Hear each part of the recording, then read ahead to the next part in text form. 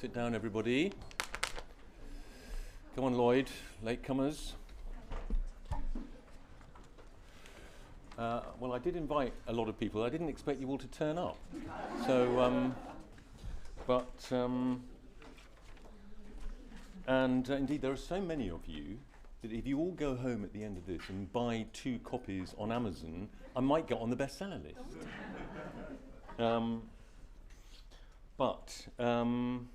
Anyway, welcome to Policy Exchange, and thank you to Policy Exchange for sort of employing me and for hosting this event, and indeed for writing about some of these. Hello, George and Sarah, just in time. Yeah, thank you to Dean and Julia for making this space available for us, and I am actually head of demography here at Policy Exchange, and let me just describe how this evening is going to pan out. So I'm going to talk for about 12 minutes or so, then these distinguished panelists are going to respond for sort of 4 to 5 minutes each. I think we might then have a brief chat amongst ourselves, and then we will talk to you. You can make points and questions. And we also have quite a few people online, and people online, you will also be able to chip in later on. Anyway, let me do my thing first. So, so we're here for the launch of this book, The Care Dilemma, Caring Enough in the Age of Sex Equality. It's a big and knotty theme. It overlaps a little bit with my last 2 books in the sense that, among other things, it kind of highlights the limits and biases of what one might call anywhere-ish liberalism. It is a book that's quite hard to summarise, but I guess the framing idea is the undervaluing of the family in the domestic realm, and by extension, face-to-face care work in the public care economy. Polling suggests that many women and men are pretty unhappy about the rather anywhere-ish idea that real life is only found in the GDP economy or professional success. They're also unhappy about some other anywhere-ish notions, the idea that women and men are not only equal but basically the same, that family instability and related decline in fertility are unimportant or indeed beyond the reach of politics. On the contrary, I think these big issues are central to our well-being, and my book focuses on 4 interrelated wicked problems, all connected, I think, to this undervaluation of the domestic realm. We have an ever bigger, costlier social state, resulting partly from the ageing population, but also partly from family instability.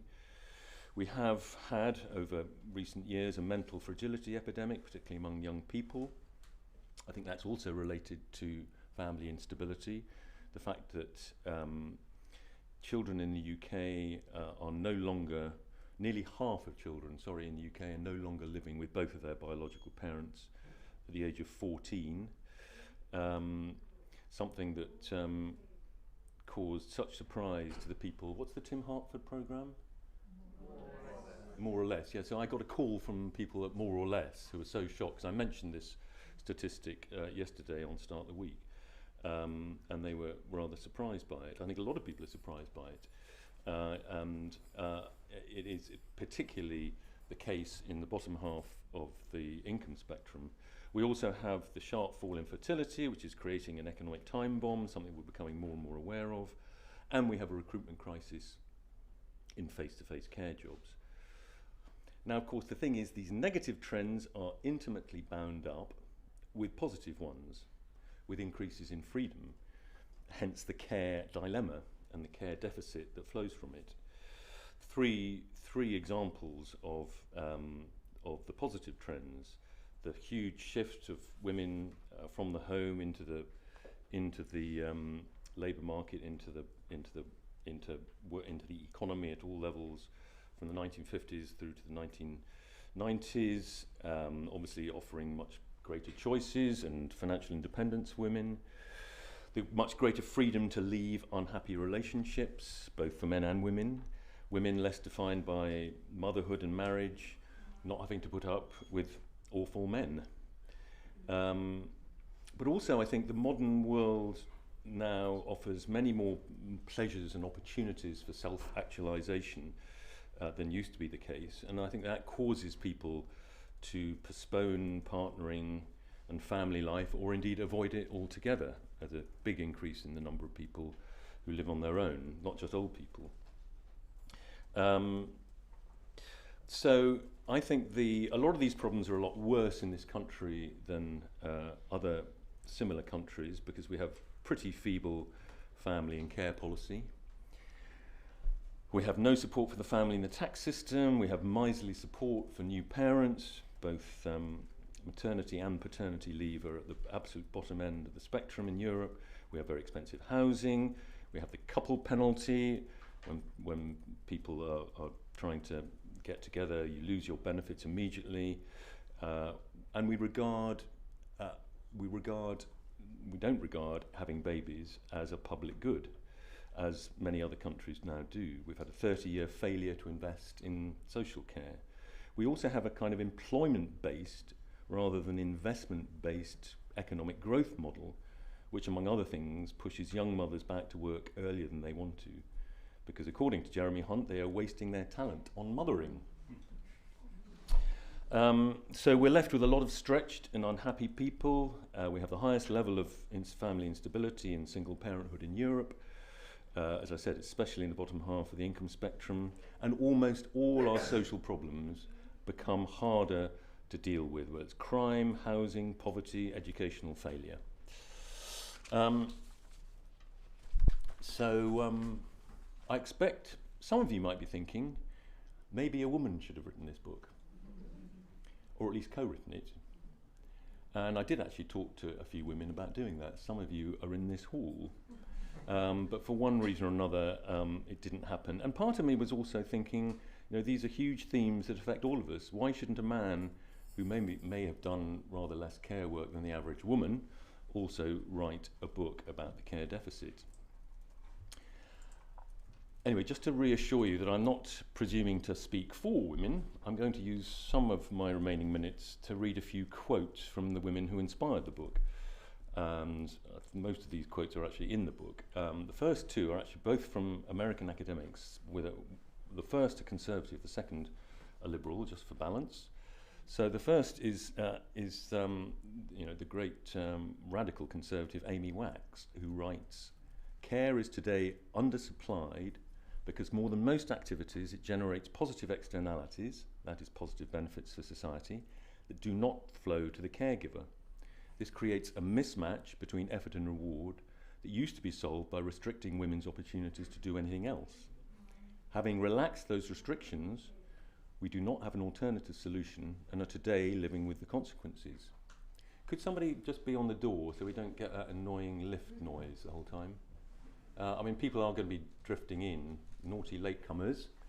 But if someone could sort of watch the door and then open it when someone knocks on it, that would be less annoying. Okay, so the second quote is from a liberal American, Anne Marie Slaughter, who once worked for Hillary Clinton, runs a Washington think tank, and she wrote this: "My generation of feminists was raised to think the competitive work our fathers did was much more important than the caring work our mothers did. Women first had to gain power and independence by emulating men, but as we attain that power, we must not automatically accept the traditional man's view, actually the view of a minority of men, about what matters." Picking up on that theme, here's a quote from the other half, a relatively new feminist think tank. "We think focus on the motherhood penalty is the wrong focus for Westminster. Trying to fix the motherhood penalty encourages policymakers to fix women, so they do not diverge from the male default. We think it's time to design motherhood back into our society, rebuilding a village of supportive community, closeness to extended family, and grandparents who have time to help out. Real choice in how parents spend the early years, a jobs market which doesn't bar mothers who ask to work part-time, and which properly uses their skills." here's Madeline Bunting on how gender equality is both a cause of and potential solution to the care deficit. Many women today are less socialised into caring roles, and some women have just given up on care completely. But men have not, in general, taken up the slack, at least not yet. See, one of the themes of the book is that, at least in the domestic sphere, childcare and domestic labour, there has been quite a big change in the last decade or two, much less so in the public care economy, where women have moved, significantly into what used to be male-dominant sectors of the economy, but there's been no corresponding move of men into the generally lower paid, lower status, majority female sections. And the final quote: if a patriarchal society is one that undervalues the role and contribution of women, then the patriarchy is alive and well in the meagre pay packets of social care and nursery care staff, the emptying maternity wards, and the one-year-old child clinging desperately to its parent as it is dropped off for a long day at nursery. Guess who wrote that? I did. I was rather pleased with that. Anyway, I've talked so far mainly about family-related issues, but the original idea for the book was to ask why the care economy, and above all social care, has still not been sorted out. I do have a couple of chapters on care work and why it's so poorly paid, and a few ideas for transforming it. The main one about framing and funding social care as the preventative service. If it's the job of the NHS to mend us and send us out through the back door, the job of social care, with the help of relatives and others and parts of the healthcare system, is to stop us going through the front door in the first place. Meanwhile, the only way to fix the recruitment crisis is to pay carers at least £1 above the minimum wage and raise the status of the sector by creating a new enhanced care practitioner role able to undertake minor medical interventions, so bypassing some of the out-of-date professional, non-professional demarcation lines, which are still absolutely rife here. And that happened sort of automatically during COVID in some places. And doing that would also save the system billions. I've also got a few ideas for creating a less family unfriendly Britain, including paying childcare subsidies direct to parents and front-ending child benefit, so making it easier for one parent to stay at home with preschool kids. That would reduce stress in early years, which is the period of maximum family breakdown. I mean, you can easily get up to something like 8 or even 10 grand a year just through sort of redistributing money that is already there, and that would make a huge difference, I think, to a lot of families. Support for the family and higher fertility are often seen as conservative ideas, but giving women more choice about how to combine motherhood and work and helping to reduce family instability and child poverty are surely ideas that liberals and conservatives can unite around. A final idea, looping back to my last book, Head, Hand, Heart, that argued that too many of our educational and even economic institutions are designed for people of high cognitive ability. But most of us, by definition, are of average ability, and too many of us are made to feel like failures. We need more roles in which people of average ability can flourish, and one of those is surely parenting. It can be hard, harder than it used to be in an era of intensive parenting, but most people can be a decent parent in a way that most people cannot be a decent heart surgeon or corporate lawyer. In our fiscally constrained times, some of these ideas are non-starters, for now at least. We simply cannot afford Nordic levels of subsidy for parental leave or childcare, at least at present. And the debate is only just starting about support for the family and pronatalism. But I think some progress has been made. I remember writing my book, The Road to Somewhere, back in 2016, and being shocked to find that so much of the establishment viewed people who were interested in these themes as basically, they were cranks or Christians. And I think, just in the last, 8 years, things have shifted. We now do talk much more about these things, maybe driven by the growing realization that the fertility collapse is really serious and already here. The demographic tailwind has become a very powerful headwind, one that will hang heavily over Rachel Reeves' budget next week. That's all from me for now. Thank you.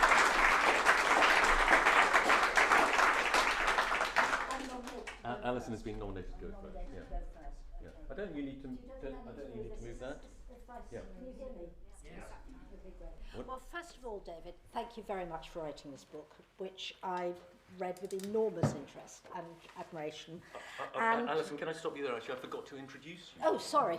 Okay, everybody's read the end. Yes. Right. I think probably a lot of people know who you are, but Alison is a sort of general policy maestro, written books about education and training, but also, very importantly, wrote a book called The X Factor, which was actually derived from an essay in Prospect, if I can claim a little bit of credit. Ruth Kelly, former Secretary of State for Education and Skills and a former Minister for Women, mother of 4. Lottie Moore, former advisor to the Minister for Women and Equalities, and former, what were you here? Head of Identity at Politics. Head of Identity. And who were you advisor to? Kemi Bakenham. Kemi Bakenham. And last but not least, Patrick Spencer, who has worked on these family issues both as a think tank and civil servant, I'm right in thinking, Patrick, and you are now MP, Conservative MP for Central Suffolk and North Ipswich, one of the last remaining of the tribe.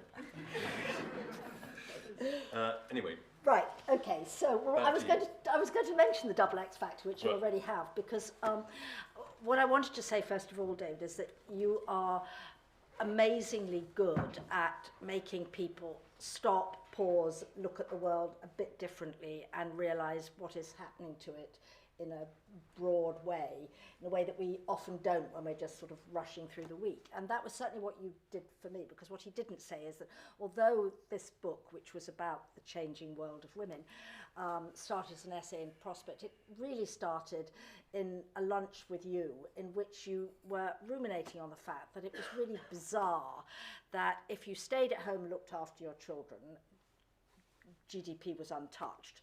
But if you took your children next door and paid your next door neighbour to look after them, and your next door neighbour brought his or her children to you and paid you, there were 2 people who were being paid, which went into GDP, and surely this was mad. And that was what set me off on this. But I mention this because it doesn't seem to me we've made much progress. The situation we are in today is one in which, as you discuss in the book, so much of policy towards the family is driven by an assumption that good policy is policy which increases participation in the workforce and the extent to which the policies that you pursue get more people in and keep them there. Now, clearly people have to work. I'm not denying this for a moment. But I think in the case of childcare, we have actually lost the plot. And I know Ruth's going to say a little bit about this, but you talk about it convincingly, eloquently, and I could not agree more. We know that a large part of the workforce is engaged in jobs where taking a few years out is not going to make any difference to their prospects. These are not professional women whose lives are being completely destroyed. And we know that the vast majority of women would like to spend less time in the workforce and would like to spend more time at home.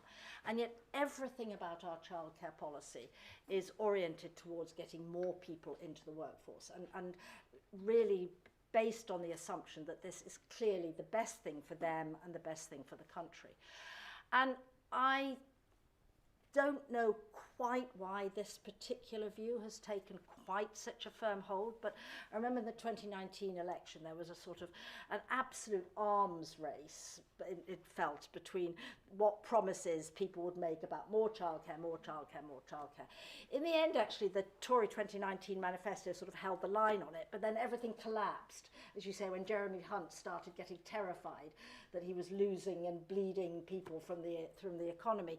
And suddenly we have this additional vast expenditure on a form of childcare that only makes sense for a limited number of women and which does nothing for the vast majority and continues to tie it entirely to bringing people into the workforce with below school age children. Now, you know, can I just add a fact here? The people who will benefit most from it are 2 parents working full-time with preschool children. Yes. And according to British social attitudes, the proportion of the British public who think that is the best way to bring up children is 9%.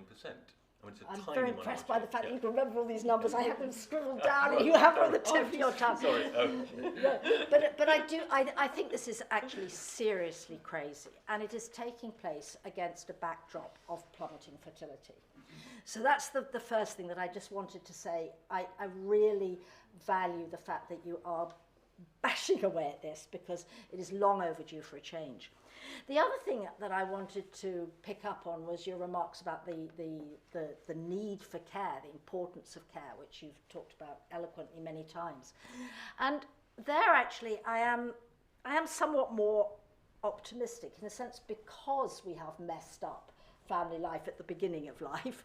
We're going to have to do something about care at the end of life. There's actually no problem hiring people for care. You just have to pay them the right amount. I mean, again, talking about personal experience, for many years I was a trustee of a care home.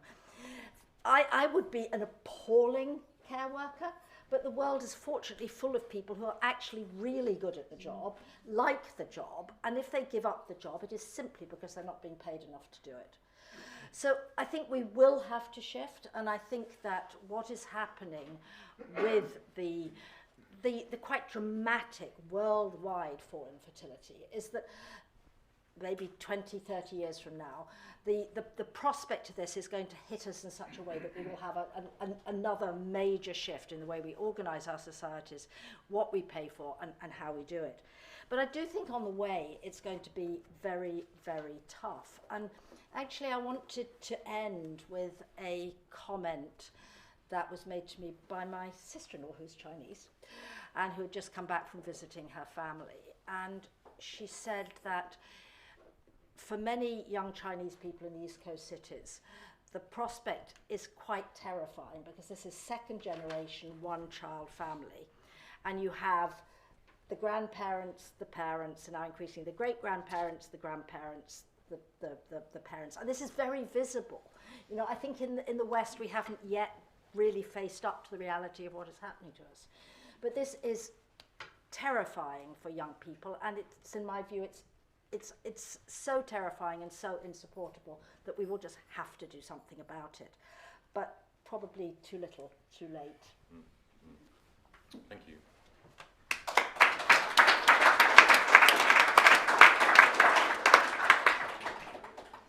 Well, what a pleasure to be following both of you. I think, to start, David, this is a fantastically important book. You're incredibly courageous to have written it, and there is almost nothing in the book with which I disagree. So we must start thinking really, really seriously as a society. Could you say something really nice about my book? But we must start really thinking about how we value care. And for whatever reason, and we can talk about this at length and maybe in questions, politicians and the elite, the liberal elite in this country, have lost, as Alison said, lost the plot and have lost touch with ordinary people. And while there is so much debate about freedom and about trying to avoid the nanny state, and nanny is the appropriate word here in some respects, in this area, the view that having young children and putting them in childcare and for both parents to be in work is being handed down as the model which people are being encouraged to follow. And for whatever reason, that has taken hold of our political narrative. I don't, however, think it can continue forever, because I think the implications of it are, well, one, it's hugely expensive, and it's unproductive expenditure, even though people think it's productive expenditure, and two, the consequences on family life will ultimately be really, really severe.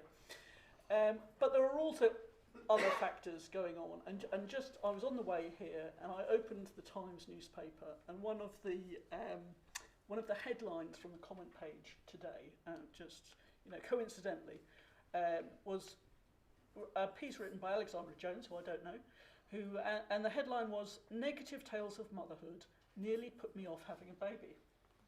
And I thought, doesn't that just sum up what you're talking about? I mean, people just are not valuing the very essence of life and the very essence of family life. Consequences are absolutely enormous. So clearly there are the cultural changes that have been going on, and you've talked a bit about, you know, the other half actually, which I'd never heard of, trying to reframe some of that debate in terms of community. From what I've seen over the past sort of 10 or 20 years or so, is that the political debate has started to focus more and more on the state and the individual, or potentially the state and the individual and family, and forgotten about that whole tier in between of civil society, of neighbourhood, of peer support, of people interacting, of extended families supporting each other. That is almost gone from the political debate. If you rolled the clock back, you'd have had the Labour Party talking about cooperatives and about the importance of, just social interactions and so forth. You'd have had the Conservatives talking about Burkean platoons. It's just disappeared from the debate. The village. The village raises a child, not just the parents. And so the support for the parents that used to be there is starting to disappear from the narrative. So there's the whole cultural thing that's gone on. There's also the economic story, as it were, or prism through which people are now viewing how to increase GDP. There's Rachel Reeves. I know far more about the Labour Party view than I do about the Conservatives' view. But there's the Rachel Reeves analysis, that which comes from the States, actually, about how to increase GDP, how to increase growth in this country, which yet it does talk about skills, it does talk about infrastructure, it does talk about planning reform, but fundamentally also talks about expanding the workforce. And expanding the workforce is increasingly seen as getting more women with children, with younger children, into the labour market.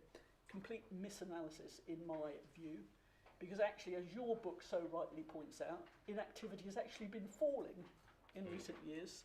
It's only inactivity among people who are sick and with mental health problems that has been increasing, and for me that's the real issue that needs to be tackled.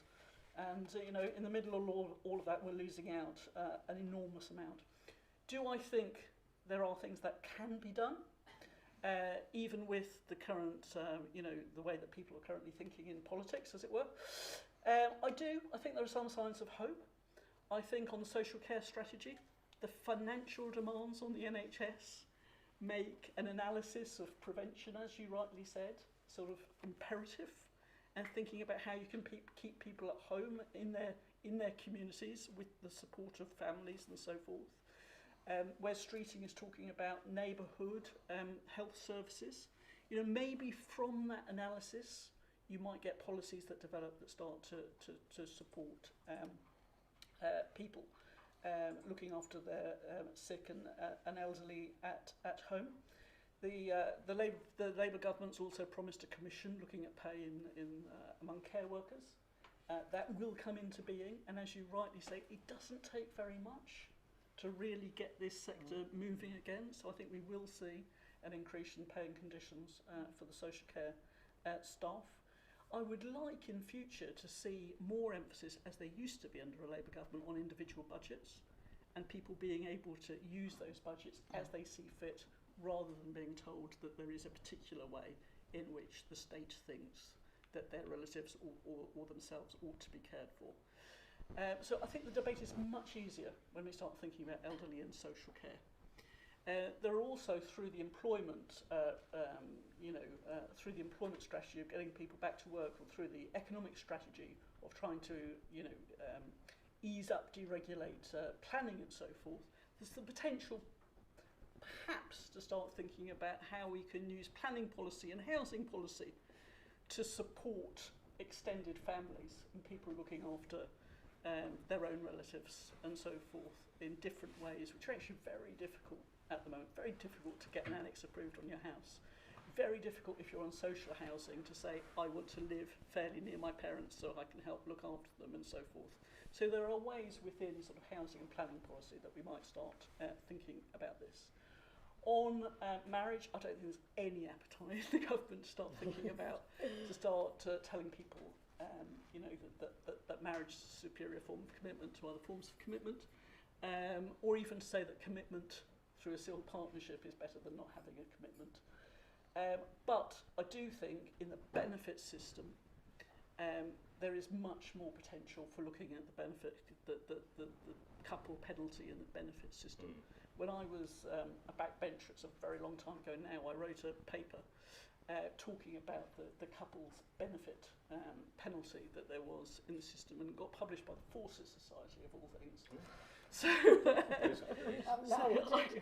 who knows? But it was a challenge at the time as well. But they did, because I think people see very much more clearly at lower income levels about some of the sort of financial barriers that there are to family formation and so forth. On the early years, Bridget Phillipson has said, while she understands that Sure Start was a good programme, her priority is childcare. Now, these things can change over time. I would like to think they will change, that we go back to looking at Sure Start, we go back to looking really systematically at health visitors, at peer support, at supporting people in the community. The good news is that peer support and voluntary support and so forth isn't that expensive. But it does need a change of approach and thought pattern. So I think your book is opening up huge issues. I hope that you have put them firmly on the table, and that now there'll be many conversations of this sort. Oh, thank you. Forward. Thank you.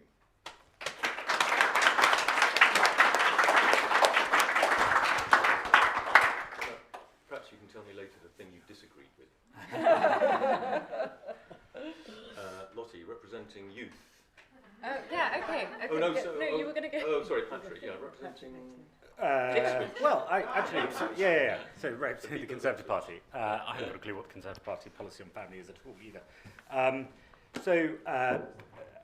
probably less well known than everyone else on this panel, but my job in the civil service was as the family policy advisor. I was appointed by Gavin Williamson in 2020, and I was there for 3 years, and it was interesting not just working on that, but at the same time I had 2 children, so I kind of lived the reality of making decisions on going into work and childcare and what to do. So it was kind of interesting dealing with all these problems from an academic point of view, and then questioning why I was also doing completely the opposite in my own personal life. But let me just start by paying tribute to you, David, because I think you once again have produced a book that has navigated a minefield for men and for anyone living in a kind of progressive liberal society at the moment. You've done it with dexterity and care and consideration, and with typical brilliance. And I think you've moved the debate on further than many of us who have, meandered through politics and policy for a while now. So a credit to you.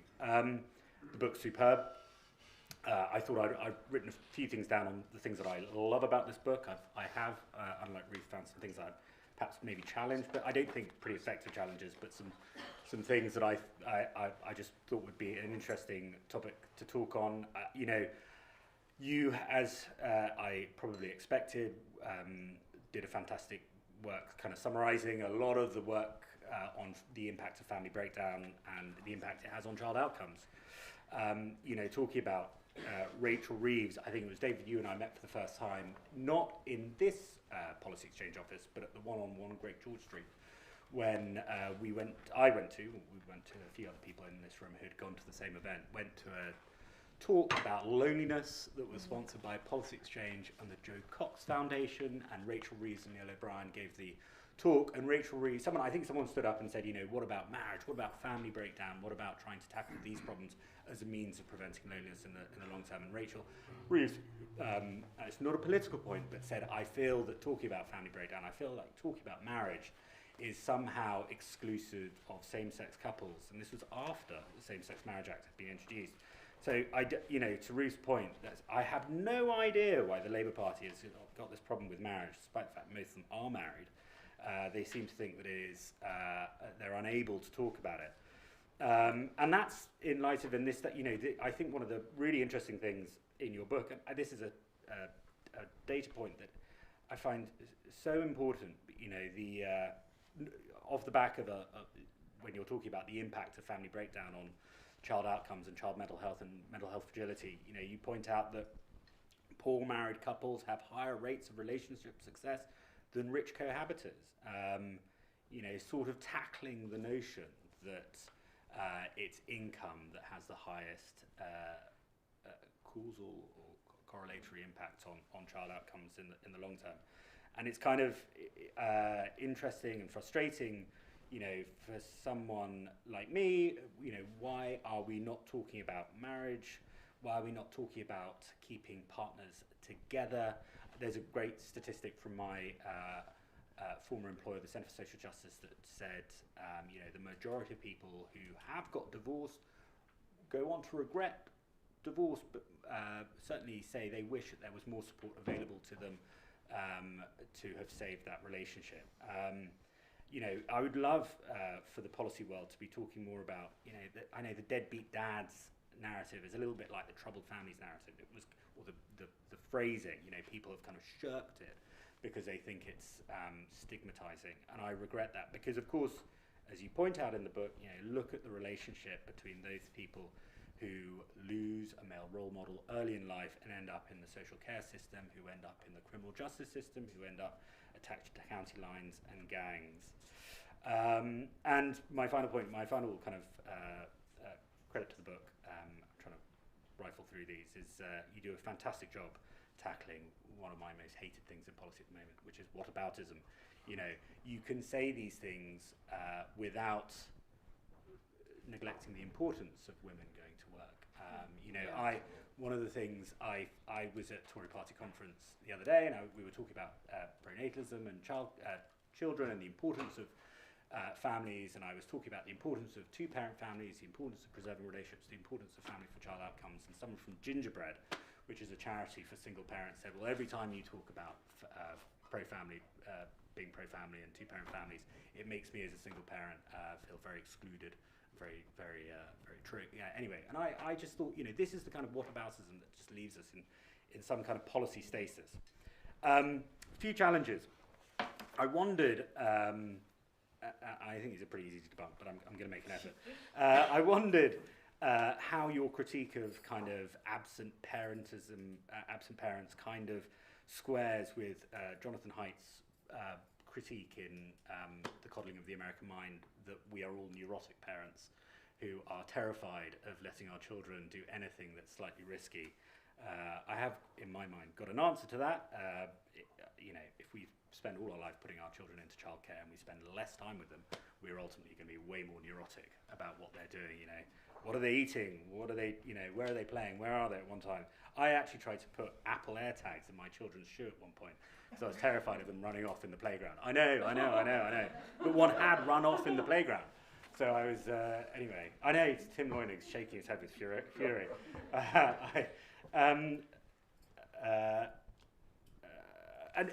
My second thing, I wonder at times in the book whether you think care balances are a good thing or a bad thing, because you know, coming to the end of the book or near to the end of the book, I think care balances are actually the nirvana. I think, you know, without leaning on my own personal experience. Yeah. Well, I get that feeling. But like I said, these are fairly weak challenges. But you know, I think this world where fathers are playing a much bigger role in their children's life is a good one, a profoundly good one. I hope it will be good for my children, that I've been much more kind of around than my own father was.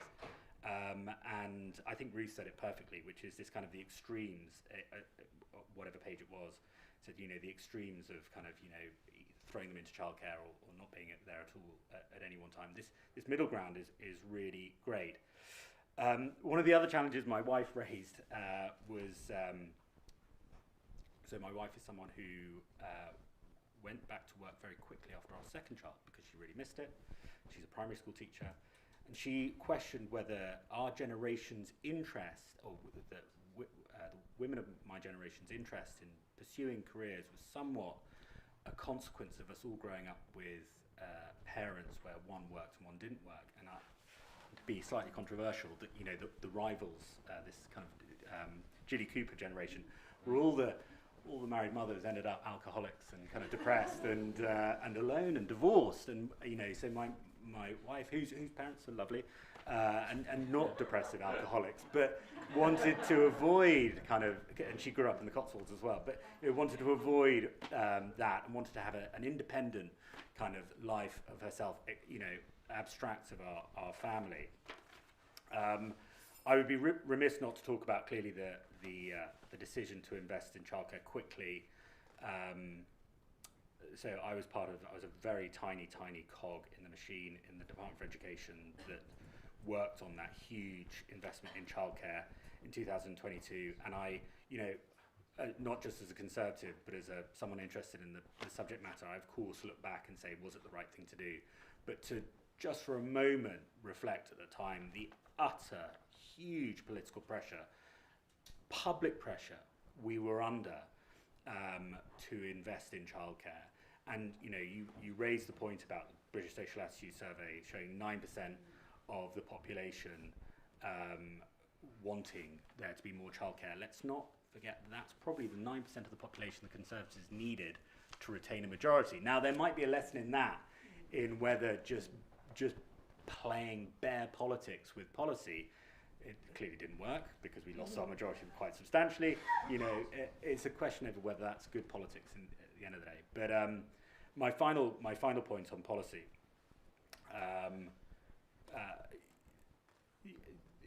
A lot of the things, front-loading child benefit, more pat leave, and trying to pay for that through existing kind of tax-free childcare, which is basically unused, and considering changes to the tax system, I absolutely wholeheartedly support them. I would love them to be introduced. I think it's interesting how you said in your talk, David, that this was these kind of ideas were the reserves of the cranks and the Christians 5 years ago.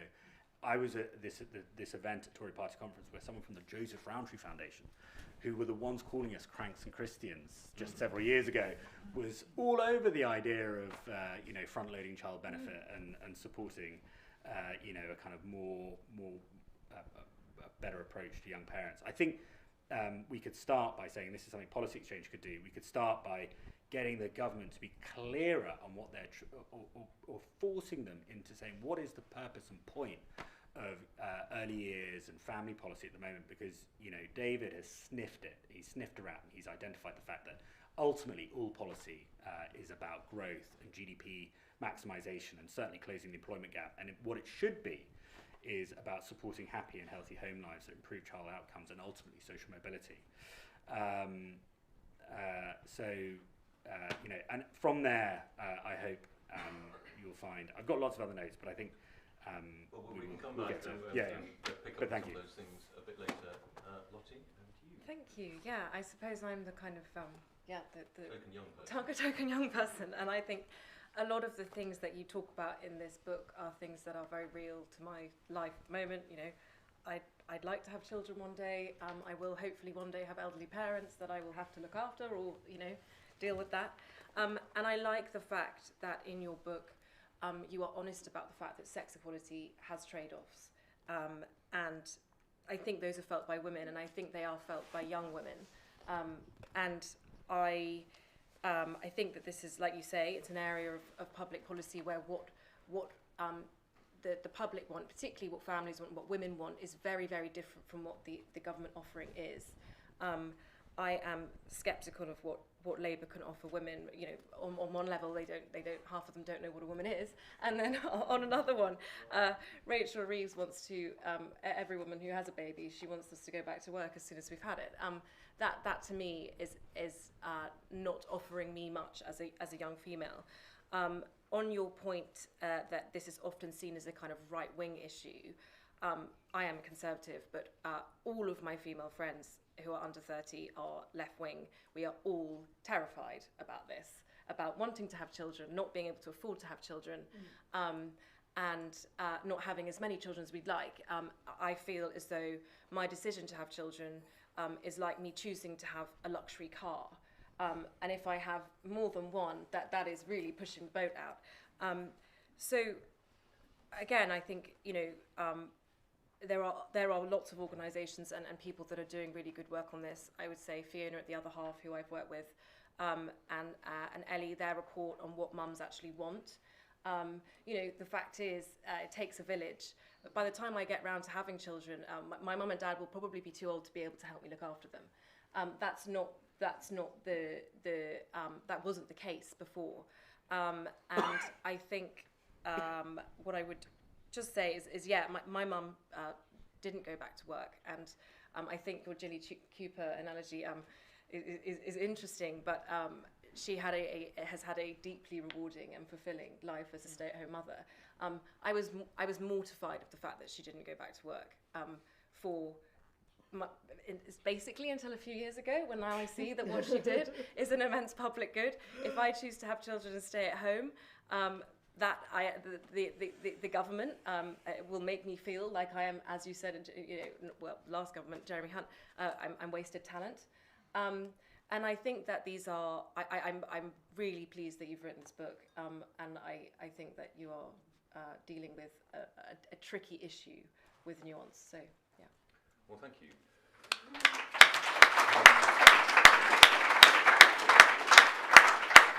I don't know if we can we be heard? Can I be heard? Yes. Whether we want to have a brief chat, any of the things that each other said that you want to pick up on. I mean, the whole GDP question is a tricky one, isn't it? Because I mean, we do fetishise GDP. I mean, we see our economic health as entirely through the GDP lens. But as an ageing society, more and more, vital activity is going to be taking place outside the GDP zone. And should we be, and not only that, but actually the kind of fetishization of GDP is actually leading us into some wrong policy choices in some ways. I mean, like my example of subsidising mothers or fathers so that they could actually stay at home for a brief period. I mean, you don't have to stay home for the whole Jilly Cooper period either. I mean, children go to school at 4.5.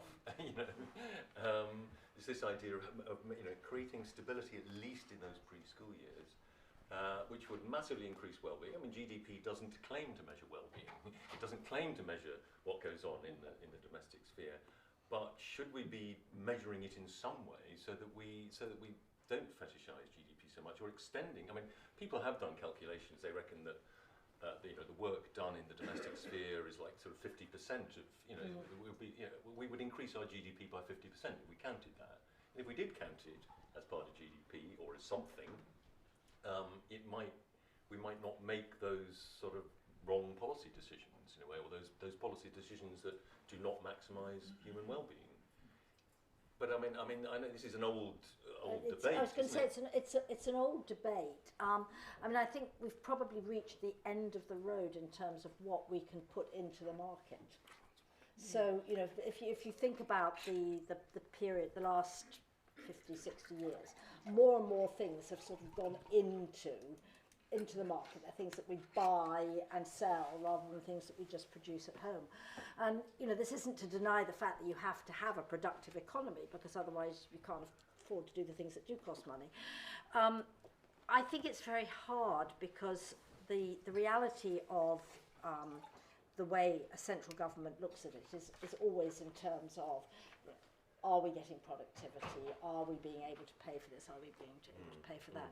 But I'd actually like to come back to one of the things that Ruth said, because what we seem to have lost sight of is something which I think was much more central to how people thought 20 or 30 years ago, which was about giving individuals individual budgets, for example, about thinking of it in terms of actually empowering individuals to make their choices, and the state being about keeping a level playing field, so that if you are going back to work, then you can be entitled to a certain amount of formal childcare. But if you aren't, as somebody who is doing something clearly for the public good, because we need children, then you're entitled to some support which you use in a different way.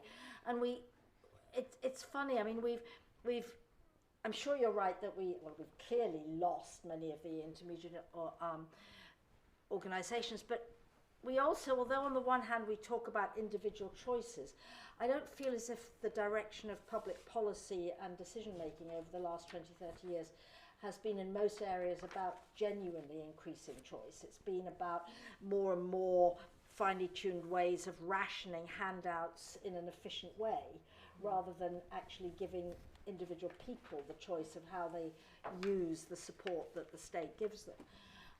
And if you did that for childcare, and indeed if you did that for care for the elderly, I think that would dramatically change things. I'm I'm cautious there are better economists in this room who will either shoot this down or say, add a layer of kind of expertise on top of this. But the reality is, we have had the longest period of economic stagnation now in modern history, and that has driven the problem associated with pay in our care sectors, and the root of that problem is irrespective of regulations. And I was very, very cautious of this notion that we could unleash growth in our childcare sector by relaxing regulations around the number of childcare minders and children at any one time. But you will not see massive levels of productivity growth over time in childcare. There is no form of technology that will mean one childminder will be able to look after 2 children today and 20 children in 10 years' time. It's just for the birds. And so your point about GDP, this is not to question your point about GDP, but if we want to pay people in social care specifically more, we have to, and there's so much about social policy at the moment. It's just the fact that we are arguing over a smaller and smaller pie. We need to have some form of economic growth. But it's like £1.5 billion the IFS reckons to pay, to have a £1 or £1.30p above the minimum wage in social care work, and all the evidence suggests that people really like working in social care. Yes, On job all the sort of job satisfaction surveys, it comes sort of close to the top. But a lot of people say they cannot afford to. They can't afford to. I mean, it's actually completely crazy. It isn't actually that expensive to fix. Yeah. So let me just come in a little bit on GDP. I mean, I think Patrick's right in a way. It's not surprising we've got this massive emphasis on growth at the moment, given our productivity performance since the financial crisis, which has just been appalling, and the burden on the public sector debt, which is extremely high at the moment. So, how do you sort of square the circle when you think about growth? The problem is that we are focusing solely on growth and not thinking about other measures of well-being and so forth. I mean, you can't have a happy, thriving economy without growth, in my view. You do need it. But where's the emphasis on social connection? Where's the emphasis on, people flourishing as part of a healthy, growing society and so forth? And it's just, it's the exclusive interest in GDP. But, it may be inherent in the kind of economy that we have now, the growth, or growth and productivity is going to be lower, because it's very difficult to calculate productivity increases in services, and particularly in caring-related services, you want kind of reverse productivity, don't you? You want more people spending more time, on a person who needs care. You don't want one nursery worker looking after 20 babies. When it comes to domiciliary care, you want somebody to be able to spend 3/4 of an hour helping somebody take a shower and cooking a meal and so on, rather than 15 or 20 minutes. I mean, so we want lower productivity in many, and as an ageing society with more and more of the economy taken up in these spheres,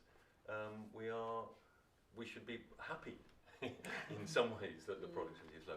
Well, one kind of optimistic thing, or what's sort of related to this in a way, is that we're also, and it reverts to this sort of GDP point and the sort of the kind of GDP, non-GDP sort of barrier. We're going to be spending a lot more time at home in the future. I mean, partly because we're an ageing society and old people don't go out so much. We're working from home. The great product of the pandemic was that so many more professional people, at least, work from home. AI is going to surely mean reduced working week, at least at some point in the future. Men are going to be spending more time at home as domestic labour is shared out more equally.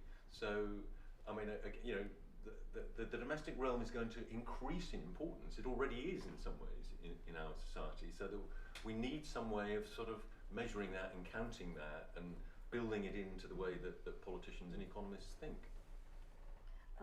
I think that's right. I do think that the plummeting fertility rate is going to concentrate minds in a different way, because we've shot our bolt on formal childcare. I mean, you and I can have an argument about whether you were really under political pressure last year, or whether you were under pressure from the sort of people who live in this part of London. But the reality is we can't go any further down that road. So we are going to have to think about it in a different way, which is how do we make it easier for young people to form families, to have children, and to get out of this trough into which we and other people have sunk. And one of the things that I think is quite interesting in that respect is, of course, if you look at Singapore or South Korea, or Japan, but particularly South Korea and Singapore are interesting because they have been trying so hard to fix it in, if you like, in an economist way. You know, we'll give payments for this and payments for that.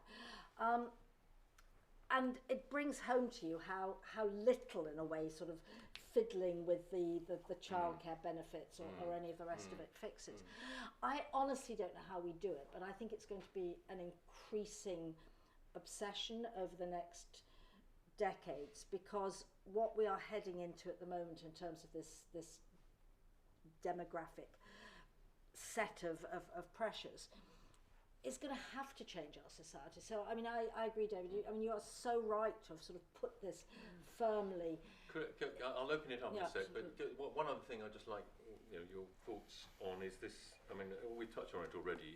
Why is it such a taboo for mainstream politics to talk about promoting the two-parent conventional family? Not necessarily married, but the two-parent family. I mean, the data is just so, absolutely convincing on this. Now, obviously, there's the whole, the kind of whataboutism, stigmatising single-parent families. But we're not stigmatising. I mean, it's so obvious we're not stigmatising single-parent families. Nobody's saying that the benefits for single-parent families should be removed or reduced, but the outcomes are, measurably better for children in two-parent families. Now, there's also the hypocrisy question. I mean, the famous Sir John Major back to basics back in whenever it was in the mid-90s, and suddenly all of the Tory MPs and their Jilly Cooper-like affairs were coming out of the closet. But I mean, that is also a pathetic reason, isn't it, for not talking about it and trying to promote it. I mean, is something else going on? I mean, is there... Maybe if we actually knew how to promote it, we would be more willing to talk about it. Well, that's true. I mean, I do think, for a moment, because I wanted to talk about whether this is all cultural as opposed to misincentives built into the tax and benefit system, right? But at the end of the day, and as someone who is not of faith, we might, but also a complete disciple to a lot of the things you talk about in this book. I think politics is very good at reflecting cultural trends. And the reality is there's been a massive cultural shift from this kind of orthodox, sort of Christian way of living with two parents, one stay at home, marriage, no sex before marriage, and then children within a married relationship, and you've seen that virtually go amongst my generation. The other slightly more outrageous thing I was about to say is that we've all, my generation, we're all so guarded about our individual liberty and our opportunity. And I was going to say, one of the things that's synonymous with my generation is whinging about having to look after your children. It's become a feature, of us all complaining that on holiday we weren't able to play tennis or go play golf because we had to look after our children and how they misbehaved on the plane. It's all very middle class stuff. Ian Mansfield knows exactly what I'm talking about. But there's the point that the serious point that I'm making is that I think politics. Why is it so hard to talk about these things? Is because culturally we've moved away from them. And if it is linked to the decline of organised religion and of practicing a faith, you point out the book, the whole point about care traditionalists is that they are almost all in the Muslim faith cohorts of society who are much stricter and much more adherent to certain kind of cultural standards. But if they are, we should probably stop looking at policy and tax and benefits as a way of changing the way we behave. Well, look, we've got kind of half an hour or so. So let me throw it open for comments and questions. Emma Duncan, I think Say who you are. Emma Duncan, I work for the Times. Very, very interesting series of talks. Thanks a lot. I'm probably a holder of some of those anywhere-ish liberal views that David's choosing to push back against. But I quite agree that one shouldn't fetishize GDP, and that if there is a conflict of tension between that and individual welfare, yes, you go for individual welfare. But perhaps the two align. And in this context, I'd like to hear a little more about what you want to do with the Tories' childcare policy. Now, it doesn't seem to me instinctively dreadful to bring the British state's childcare offering up to more like a European norm, though I think still below it. Seems to me as though it's quite likely to enhance choice for women and therefore their career opportunities. So what do you want to do about that? Do you want to take that away, or do you... Or do you want to pay women who stay at home as much, which is completely unrealistic at the moment? The boring thing, Emma, of read the book. But I mean, I'm very, I am, you know, I'm very much in favour of better and better childcare, so that people have the choice, or you know, a proper choice of really good, decent childcare, or staying at home for the first few years if they want to, with a choice they don't generally have at the moment. I mean, I write. I write a fair amount about childcare, and I'm open, and no doubt open to be corrected on some of the things I say. It is very highly regulated, often not in a way that works very well. Obviously, childcare needs to be regulated, and you know the whole kind of Ofsted role, the kind of destruction of the childminder. You know, when all sorts of things have been going on in childcare that have not produced a very good system. And of course we should invest in childcare, and it wasn't a Labour thing, it was a Tory thing. I mean, it was the Tories, well, it's a Labour, it's a completely cross-party thing in the last 15, 20 years. But we do now spend £9 billion. I think we could spend that money a lot better, including by giving, by giving people the choice of how to spend it, either to spend it on themselves or granny, or on a better regulated childcare system. Joanna? Thank you. Joanna Williams, I write for Spiked and various other publications. Currently dividing my time between the UK and Hungary, and it's very interesting. Obviously, you've sparked off a very vitally important discussion here, but very interesting how different this is treated in Hungary, and how much more confident they are about talking about issues to do with demography and family. From the moment you get out at the airport, you see a celebration of family right in front of you. David, the question I wanted to ask really was about the title of your book, and in particular the use of a choice to use the words care and caring in relation to this discussion, because I've got 3 children, and they're grown up now, but at various points over the past 25 years have been more at home, more focused upon the family, and at other times more focused upon work. Right now, my mother is quite elderly and needing more support from me, but I've never ever thought of myself as a carer or being engaged in caring. I've thought of myself as a mother, and I've thought of myself as a daughter with specific responsibilities and kind of love bonds that make me act in particular ways as a mother and as a daughter. But I just wonder about the words care and caring, and perhaps symptomatic a little bit of some of the discussion that we've had this evening, that we blur the public and the private sector. You know, sometimes this evening we've been talking about parents at home and the vital importance of having parents at home for children. At other points we've talked about increasing the wages for care workers and the importance of properly valuing people who play that important role in society. But I guess my concern in blurring the boundaries between public and private is that we actually degrade both what's unique about the public sector or public sphere, and what's important about the private sphere. And for me, it's that degradation of the private sphere that really leads us to a lot of the problems that we're actually having today. Good. I'll come back on the word thing a bit later. Let's have a few more people. Hands up. Vicky? Did you want to say something? No, I was You didn't? doing something completely different. But Oh, okay. because I would disagree Yeah. with a lot of what was said. So much. It's interesting about the different attitudes in different places. I'm impressed, by the way. I've written a book called Women versus Capitalism, where I'm arguing actually what Emma was saying, which is really need to give the choice. And the interesting thing, David, is that you do agree with quite a lot of the stuff, and yet you say things which seem to be contradictory. So we need to just read the book properly, I think, and understand it. So I think it's a very, very good advice.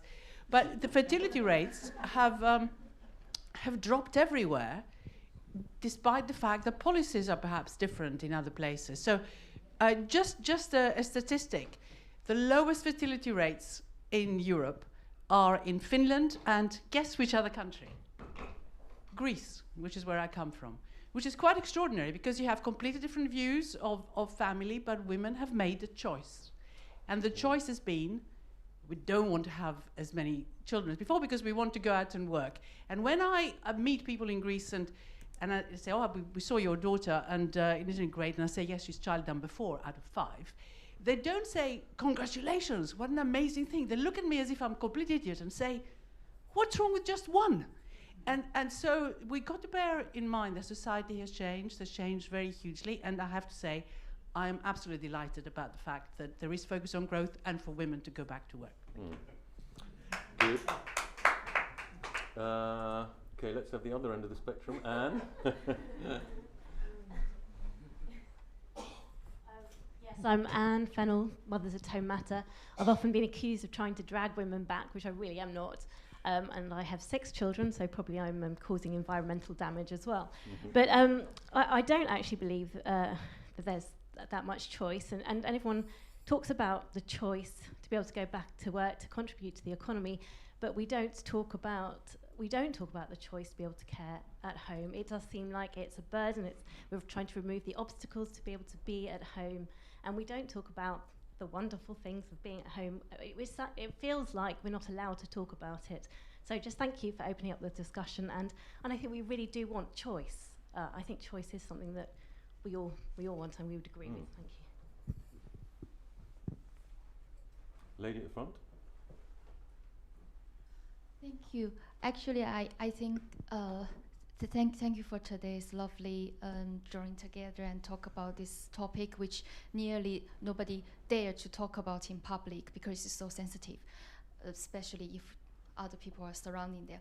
Anyway, I think I'm not very keen to think about we use religion or faith to make increase in the births. It's because look at this world, we have so many not very good idea or idealism, which, for example, terrorists, they use children and they use the people like brainwash, or, so I think not only we need to increase in the numbers of new births, but also the quality. For example, I like cat, but I don't have one because I know I'm not ready for it. But you see, so I think children care is also linked to women care. Try a baby instead. Yeah, but the problem is, I think it should be linked to the women care. For example, at least woman is the one who will spend 10 months with the child before the child really open the mind, open the eye and see the world, right? But I think if a woman ready, I like children as well, but if I'm ready, of course I want one, why not? But the problem is sometimes I feel I'm not ready, and there are a lot of reasons on the back. But if we listen more why young women not ready, maybe solve that problem now. I'm sure naturally, because having birth is human nature. I believe that. You do need a reliable partner. Yeah, of course. Anyway, a couple more maybe, lady at the back. Oh, and Sten. Half. Can you hear me? Yes. Oh, hello. Hello. Thank you so much for the mentions. The other half. I've obviously done a piece of work recently on mums. We asked mums what they wanted, and overwhelmingly, as you say, they want a very different offer from government. I was going to ask a really negative question, which was why have we managed to ignore mums for such a long time? But I thought maybe a slightly more positive question would be, where do we go from here, David? Because I'm so grateful for you writing your book, by the way. We found lots of our ideas are pretty heretical in mainstream politics. That actually people find this kind of discussion of, you know, the only policy is childcare is what we hear so often. But where do we go from here? Is this about challenging the ideology of childcare? Is it about pushing mums' voices to the fore? I mean, how do we fix this problem from now on? Okay, that's an easy one. I'll come back on that a bit later. Sten, and then, yeah. Thank you for the very interesting presentation and the comments. So say who you are, Sten. Oh, sorry, Sten Widman. I'm a professor in political science in Uppsala in Sweden. And I just thought, I mean, I agree with what Vicky said, that women are making the choices to you know, with regard to the number of children and going back to work and so on. But the correlation is very strong with, if I think I'm right there, with increased living standards and the decline in birth rates. So we don't need children anymore as insurance. And of course it's by choice. Yes, there is the space for choice. But as we are getting richer, as everyone in the world is getting richer and getting and lives longer, the need for children, for many children, is going down, and it's better to invest in a few children, or you don't even have to invest in them at all if you have a strong state, because it correlates also with weak states. And so therefore, the ideological part of it is only one part of what we are discussing here. And coming from Sweden, where, you know, 87% or something of the children are in daycare if they're between the age of 1 and 5. And we have an epidemic of bad health, bad psychological health among the youth, which is of staggering proportions. I think the way you're addressing the problem here, but we can't just solve it via the ideological routes. Thank you. Yeah.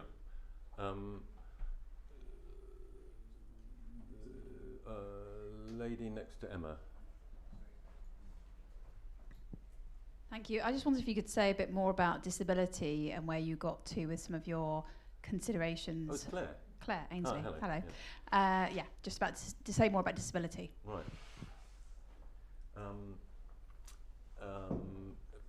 Lady just there. By the way, all of you should be thinking of saying something clever and intelligent at the end. What did you say about disability? Well, was it in the book? I don't know. Yeah, well, a little bit. Hello, Carol Holden. I'm the Chief Executive of Quorum, the first and longest continuing children's charity. I'd like to put the child in the room and ask you the question about what would happen if we tipped policy on its head and looked more centrally at what it was children needed, especially in a smaller percentage of the population, and whether the historical trends of demography can show us some signals on what it is that we need to change, and draw attention and reinforce your question about children with disabilities.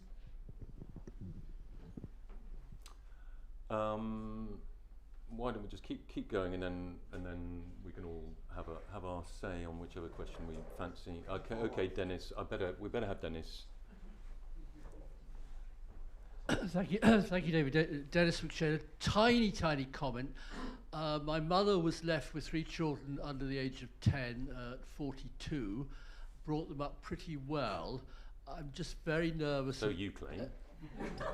Well, I mean, as you wish, a leading Catholic poet, a PhD, a failed politician, and a member of the NHS Executive Board. I mean, you know, check your own family, David.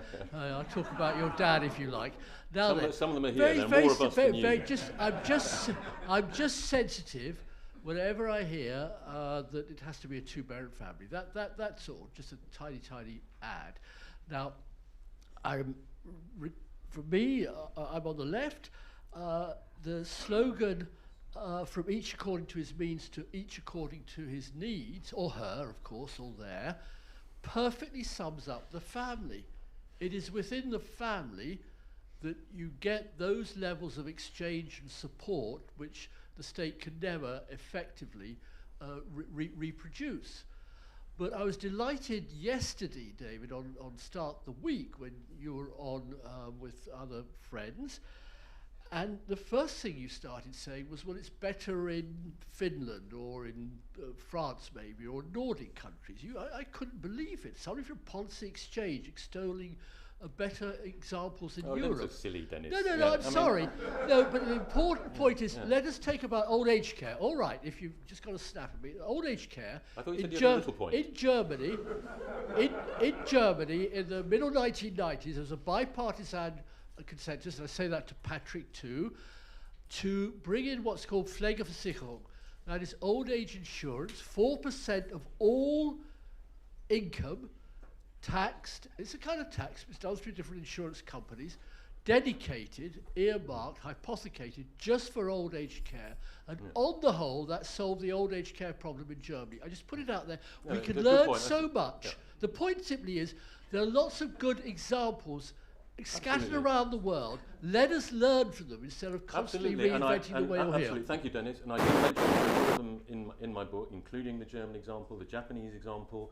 I mean, the truth is, we either need to have a special ongoing levy like that, or we simply need a higher level of taxation, like in France. I mean, you know, that is the only way you can pay for these things in the long run. Perhaps a couple more. Okay, you go. You have been trying hard for a long time. Like Dennis, I might intuit if I can find this. No, just talking. It's working, is it? Yes, good. Like Dennis McShane, I come from a one child and single parent. Sorry, not he wasn't one child. Single parent family. I was very lucky to have a very effective, good, hard-working mother. But I would stigmatise single parent families. Absolutely, I think it's a very bad idea.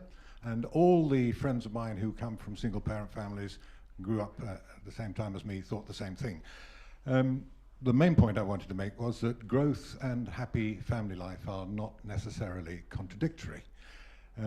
All the social psychologists that I have read over many, many years, and as somebody from a single parent family, I was very interested in these things, have said that what makes the biggest difference to the life chances in every respect, whether it's emotional life chances or the material life chances or whatever it is, depend upon the relationship with the mother in particular.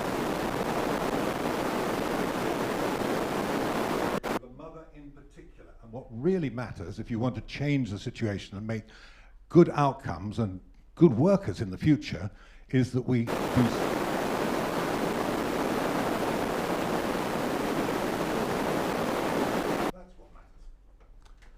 Okay. A quick Eric, quickly. Is that Ellen? Yeah. Hello. Eric and Ellen, and then we better start. Okay. Just really quick. Any thoughts about intensive parenting? Because France has the highest fertility rate. Apparently, they are the least intensive in their parenting, and the amount spent on kids apparently has been skyrocketing over the years. So, can that culture of intensive hyper-parenting and spending on kids be turned around? Thanks. This is a relatively minor point, but I just wanted to push back on something someone said about falling birth rates being good because it's simply women choosing to have fewer children. Having looked into the data on this a bit, I think that's very much not the case. Yes, desired family size has been falling, but the data are very, very clear that both women and men do not have the number of children that they want. In the UK, women, there's more data on women, but women on average want about 2.3 children, and at the moment they're having under 1.5. And about, under 10% don't want any children at all of women aged 18 to 35.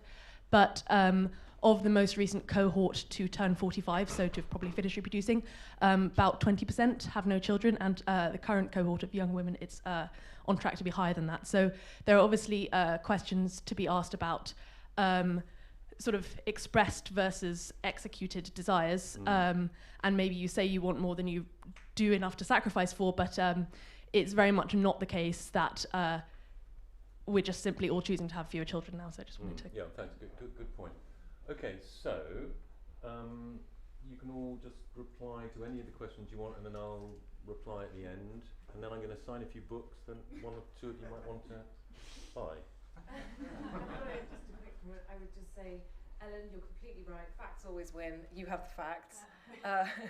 The whole idea that falling birth rates are because women have more are not wanting to have children, I think the evidence speaks for itself. It's not true. And I would also say that when we have to be honest, when we're talking about single parent families, we are talking about fatherlessness. That is, 85% of single parent families are made up of mothers. So we have to be honest about that as well. This is a problem with men. And we have to look at what we can do to help men in this situation. And again, I would just say on the point that we don't want to stigmatise single parents. Of course, we don't want to do that. But again, the facts always win. We want people to stay together and have children, and the evidence is there. So yeah, that's what I'd say. Thank you. Good. Do you want to make a final point about? Let me just make a couple of points. Yeah. One is we invest a huge amount into our childcare system. We subsidise childcare far more than most other European countries, and yet we have parents who are very, very unhappy with what's being provided to them. And again, just looking at the statistics, 2/3 of mothers who are in work full-time want to reduce the hours that they want to work. 60% of mothers who are at home want to increase the amount of hours that they work. We are just not satisfying people with the choices that there are on offer. It's the worst of both worlds. It's the worst of all worlds. So what we're not talking about is pushing people into one particular model of childcare delivery. We're saying, what do you want and how can the state facilitate that for you and your family? That's the first point I wanted to make. The second one is, I really agree with this point about putting children, thinking about what's best for the children. We go in waves in politics. Sometimes it's about the economy, and I understand why at the moment it's about the economy, because we have really failed over the past, since the financial crisis in the economy isn't producing enough. But at other times, child outcomes absolutely predominate. And, when child outcomes are being put first, that's the time we start thinking about secure attachments. That's the time when we start thinking about how we can facilitate choice and how we can support mothers, particularly mothers, but equally fathers if they wanted to look after their children when their children are young and support them with health visitors and short start programmes and so forth. I hope this cycle will eventually start to change. Child outcomes will start coming to the fore, and we'll start having a more rational debate of what it is that parents actually want for their families. I just want to say what I've said before, which is that it's really important that we think about this in global context, because essentially there are specific things that we do well or badly, and I think we do our current childcare policy not very well, but I think there are also other countries that don't do theirs very well. But what we actually have at the moment is a major rebalancing of the human population. And that means that the combination of that rebalancing with societies in which participation in the external economy has skyrocketed, and that's not going to reverse, in which family composition has been dramatically changed, and I don't think that's going to reverse either, means that there are just huge areas that our very recent ancestors took for granted that we can't take for granted anymore. So I think that David's title, The Care Dilemma, it's about in an age of sex equality, but it's actually in an age of other things as well. It's in an age of dramatically changing demographics. And on the one hand, I think we need to continue to think about the details of policy, both at one end of life and at the other.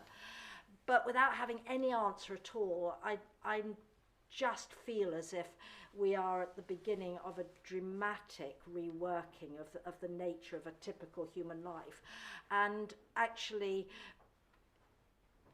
part of the problem is that things that in the past we just did, you just had children, you just had elderly parents there. Nobody actually had to think about it, they were just facts in front of you. We are not thinking about it enough, and this is a worldwide failing.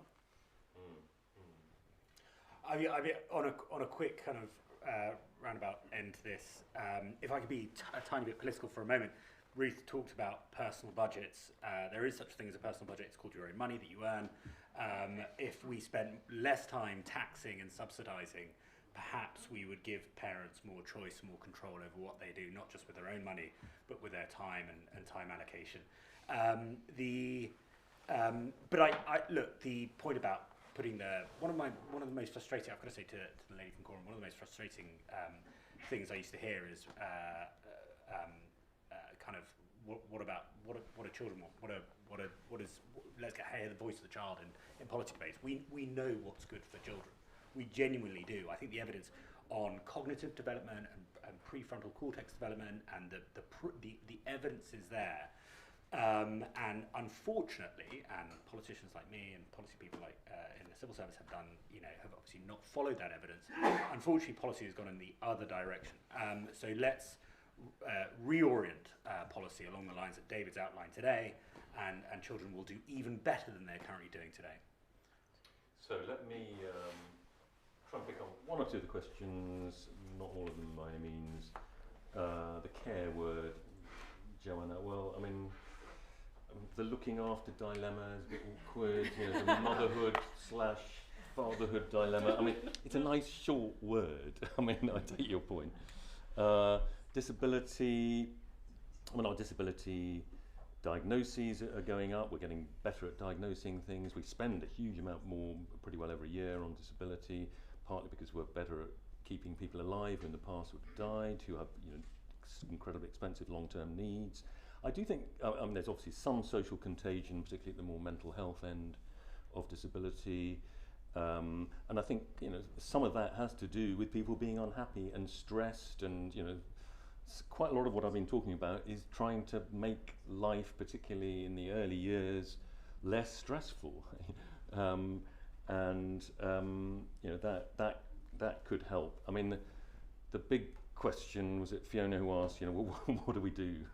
Well, we've talked about that a fair amount this evening, and thank you all for coming, and for the panelists. I think that the question about sort of freedom has much more content now than it used to. You just sort of think of all the amazing things, even if you're someone on median income, the relatively cheap travel, the extraordinary entertainment that is sort of, the kind of, et cetera, et cetera. I mean, the average life, notwithstanding the slow growth in the economy, does kind of offer people more than it used to, and at the same time, while sort of, as it were, everyday life kind of as a single person has sort of got, potentially more sort of freer and more exciting, life as a parent has got harder because of intensive parenting and so on, and clearly the French have kind of found a way through that. That just that the freedom option is incredibly attractive, but I do think we can do things about it. We can fund things in the right way, like we've been talking about. We can have a government that actually encourages people to have children. We don't have a government. We've never had a government that's encouraged people to have children. More and more countries worrying more and more about the incredible economic cost of the baby bust are now starting to do that. So I think that, I think Patrick is right. Politics is downstream of culture, but the culture can also change. And I think with that, the kind of looming economic crisis, I think that the culture will start to change. Anyway, thank you all for coming. I am going to, I hope you'll buy some books. I can sign them if you want. You don't really, do you? But I will sit at the back and sign some books, and do stay and have a drink. Anyway, thank you very much for coming.